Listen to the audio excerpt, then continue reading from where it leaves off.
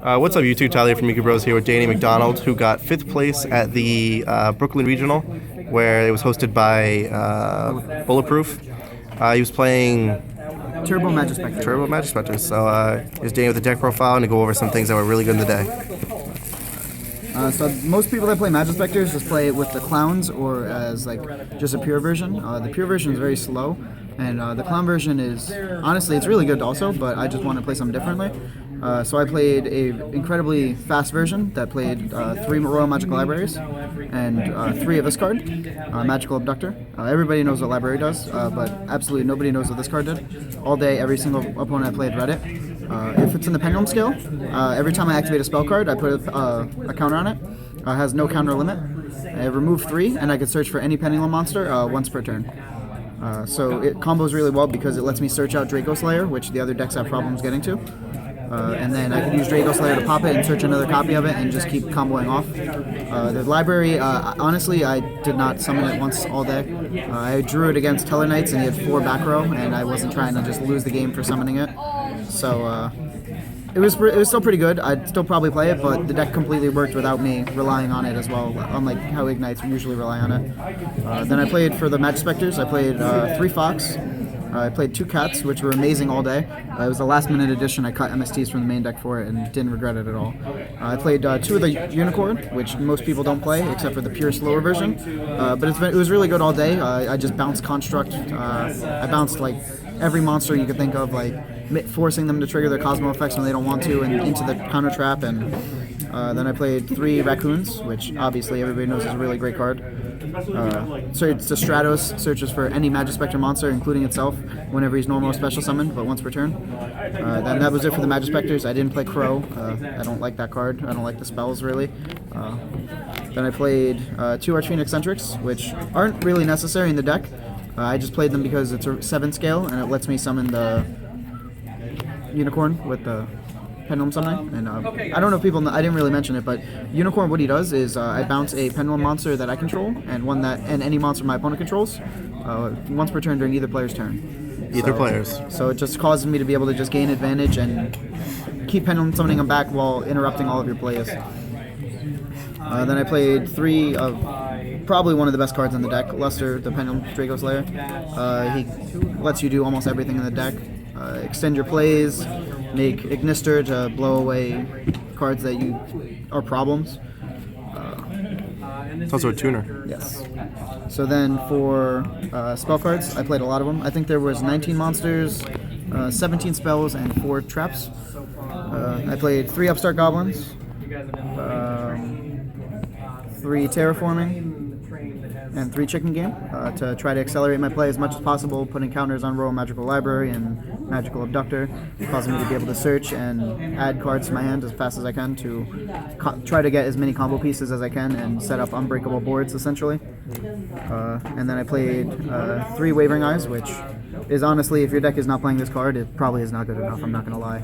Like, every time this card resolves, it's generally insane, especially in the Clown deck. They hit their plush fire and they literally just turn 1 Wavering Eyes into like 4 cards. It is good. How many times do you Wavering Eyes for 4? I Wavering Eyes for 4 3 times all day, and I got Wavering Eyes for 4 once and lost the game because of it. And every time I Wavering Eyes for 4, I won the game because of it. Because basically what happens is you blow up their scales, which sets them back, banish a card, which sets them back, then you add a Pendulum monster to your own hand, and as you saw, 19 of my monsters are Pendulum monsters, or 16 out of the 19. So I can just search for any monster I want and burn for 5. And I also search for another copy of the card, which means that I can then set it, and then any Pendulums that they play, I can just blow away when they play them. So I played 3 Majesty's Pegasus. A lot of people only play 2, some people only play 1.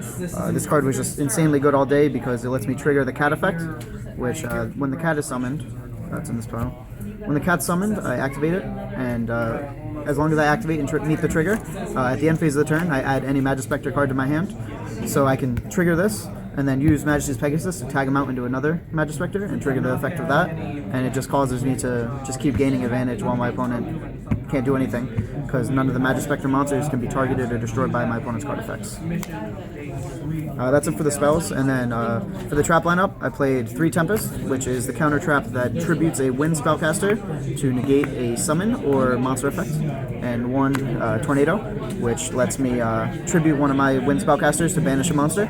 A lot of people are wondering why I only played 1, and it's because I was really expecting to see a lot of Cosmo decks, and the card is completely useless against the deck because all it does is forces their tag out, which you have to lose a monster to have them tag out a monster, and it's just a -2 for you essentially.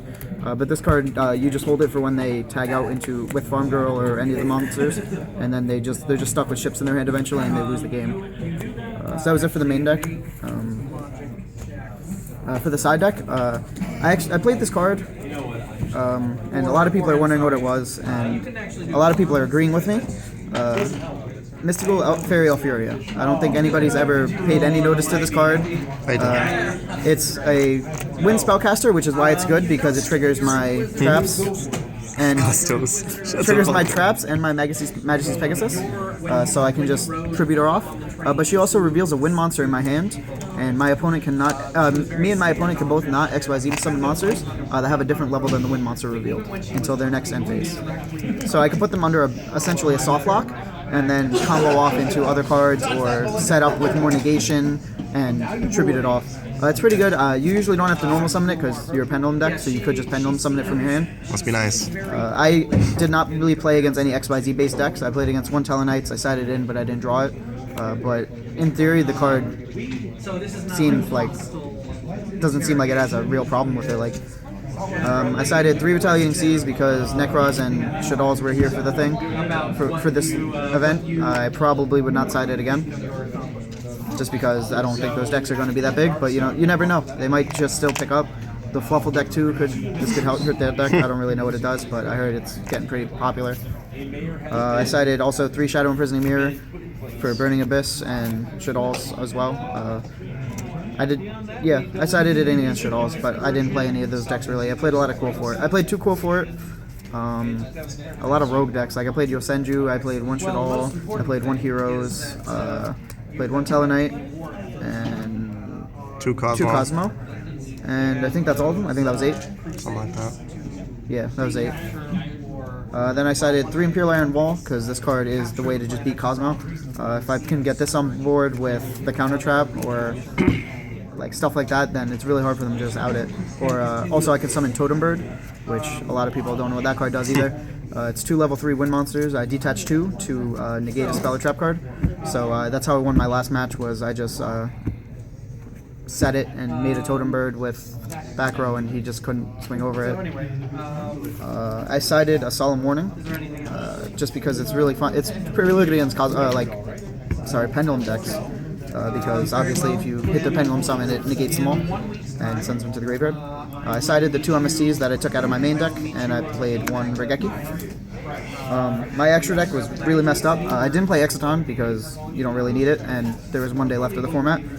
My rank 3s, I played Totem Bird and Acid Golem. I played Acid Golem because him with Trapeze Magician is over 8,000 damage, which is pretty good. I probably should have played a Nightmare Shark. I thought about that actually earlier today, and I'll probably put that in the future. For rank 4s, I played Diamond Dire, which I didn't summon apparently. I also played Magister, which I never summoned. I summoned Utopia a lot. I summoned Utopia with the counter trap, and Cosmo can't really make a play because it's the best. They can't activate their effect to tag out because they lose it, and they can't attack because Utopia is the best. Yeah. I played a Rhapsody, which I didn't summon. I played a Diamond Crab, which I didn't summon, and probably won't keep in since Towers isn't a card anymore. I summoned him twice and attacked for game with him twice with this card. So I made it so he could attack twice and attack for 4,000 directly. I did not summon that. I did not summon that. I summoned that. He was really good. Obviously, he was just one of the best level 4 rank 4s. I summoned Kergorgan, and he got Regeki'd. Story of my life. And that was it for the rank 4s. And then I played the best card in the side deck, extra deck, Ignister. This is your out to Dark Destroyer. It is your out to any problem that your deck can have. Basically what he does is he can summon a Draco Slayer from your deck in defense position, and then you can destroy 1 Pendulum monster you control or in your scales, and shuffle any card your opponent controls into their deck. So it just completely outs everything. It's huge, and that plus this is also game. Sounds good. So what do you think what's your hardest matchup with the deck going into the newest format? Honestly, the only hard matchup for this deck is the mirror matches. Any Majespecter deck, any deck playing Wavering Eyes, like maining Wavering Eyes, because Wavering Eyes is a blowout. But this deck I had no problem against any deck besides Wavering Eyes. My one loss was to Quote for it. I just completely messed up and just didn't Diamond Dire his Wavering Eyes, which I read was there. And then he Wavering Eyes me for 4 cards, and I lost. So Yeah, that's good. and then I also lost to Towers. I just couldn't get over it. And I lost a game to Cosmo because I opened my hand, and I had 2 Terraformings, a Chicken Game, an Iron Wall, and a Magical Abductor. And I was like, oh, this game's over, I win. And he goes first and sets 3 back row. He shotgunned a Anti-Spell Fragrance. I drew another Chicken Game, and then he flipped a Mistake. Pro. So I just scooped that game, and I was like, you know what, I'm not gonna win this, no matter how hard I try. He had a Wicked Witch on board, so before I can even activate my cards, that's already almost 4,000 damage that he's gonna hit me with. But What are you afraid of? What cards are you most likely what cards are you afraid of to people side into you? What do you not want to see in the deck? I don't want to see people siding in zombie worlds because I don't play a lot of spawn trap destruction. Obviously, Anti-Spell Fragrance is amazing. Mistake is really good. I have to come up with some ideas to counteract these cards besides just MST. I kind of like Trap Stun, but I don't know how I feel about it in this deck really because it's kind of slow, and I don't want to draw that instead of a combo piece, because that's a problem. Like I said, there's a lot of different variants of this, and it's definitely this one and the Clown one that are the best, like hands down. I did not see anybody playing anything similar to this. Every single person read my Magical Abductor, but this deck is really good, and it's only going to get better as time goes on with the Pendulum Wizards. Alright, so that's Majespecter's deck profile by Danny McDonald. We got 5th place. Shout outs to any credits. Vinny Silverman actually came up with the deck ideas and gave it to me, and my friend Jacob Morse gave me almost every card in the deck, so And Chris he always Coffey. does. And Chris Coffey for telling me to play Cats. Shout out to his ear. I asked him, should I play Cats over MST? He said yes, and I did. Alright, that's it. So like, sub, comment, let us know. Message Danny if you have any questions or ideas on the deck. That's it.